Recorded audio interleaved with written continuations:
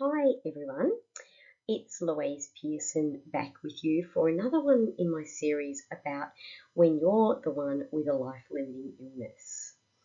And just wanting to say that I'm coming to you from a place of lived experience for anyone who might be listening to these for the first time.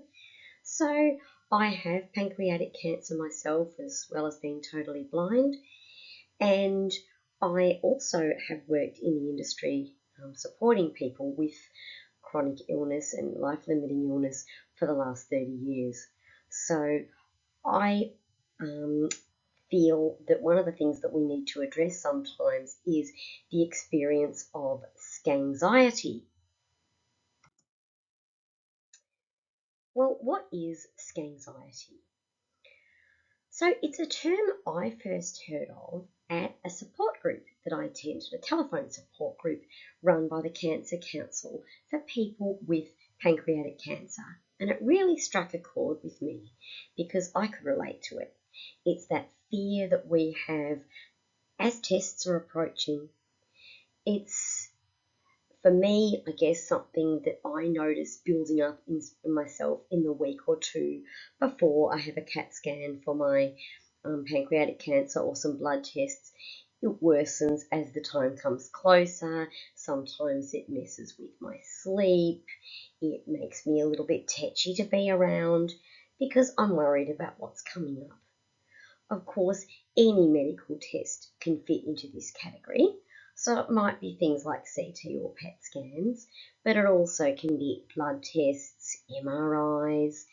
It can be as simple as fearing a doctor's appointment where you think you may hear some news. I think it's also worth saying that it's not always related to life limitation. So it might be that you're, going to need to change some treatment options for your MS, or, you're worried about needing to do something different. It doesn't always have to be, I'm going to get the worst news that there is to get. It's a time when you might be feeling particularly vigilant about symptoms, and sometimes you might even make some up.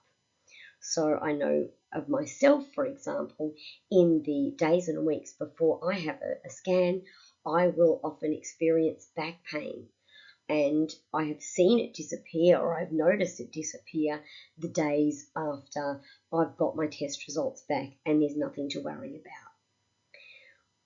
Importantly, I don't think it ever goes away. My experience with people who have told me about being 10 or 12 years on, even from a cancer diagnosis, from their last MS relapse, those sorts of things, will often still experience this anxiety as they approach testing. And I think it's also important to say that family and friends will often feel it too. It's, can be another one of those elephants in the room where some people are wanting to talk about it, some people are wanting to ignore it. And so I guess we need to be aware as people with life-limiting illness that it can at times feel a little bit restrictive. How do we cope then when we're swamped by these feelings?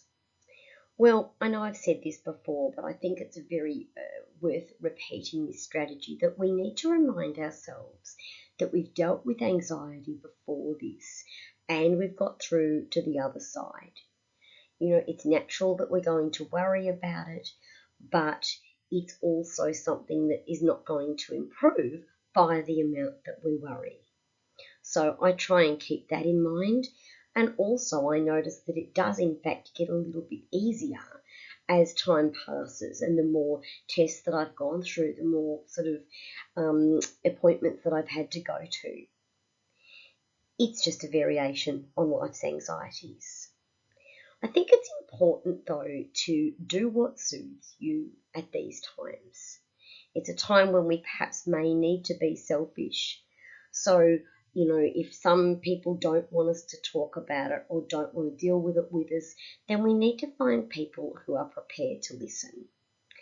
And if you don't want to talk about it, then maybe sort of being clear about that with your people and saying, look, I want to wait and see what actually comes up before we actually talk about it.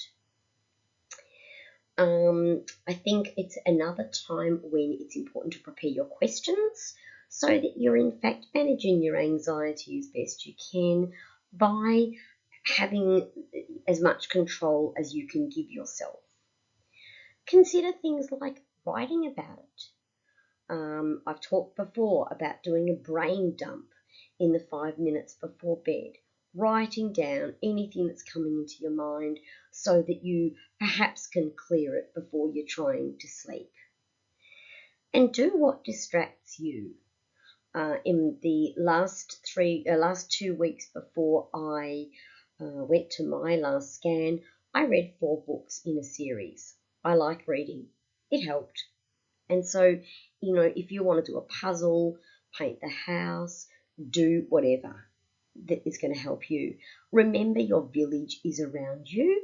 And I know that that can sometimes feel constricting, but it can also warm you to the core. So the last time I went to get tests, I stood up to leave my workplace to get my tests. And as I walked through a corridor of desks, everyone was standing at their desks to wish me luck. I felt very supported.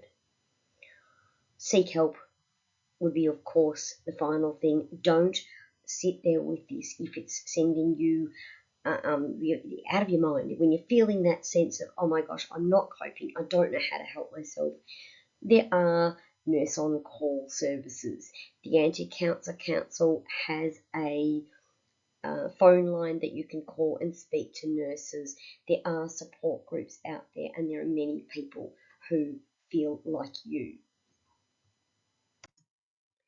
I'm hoping you found this video helpful. If you have, please keep watching, hit the like and subscribe to my channel so that I can bring you some more insights into coping when you're the one with a life-limiting illness.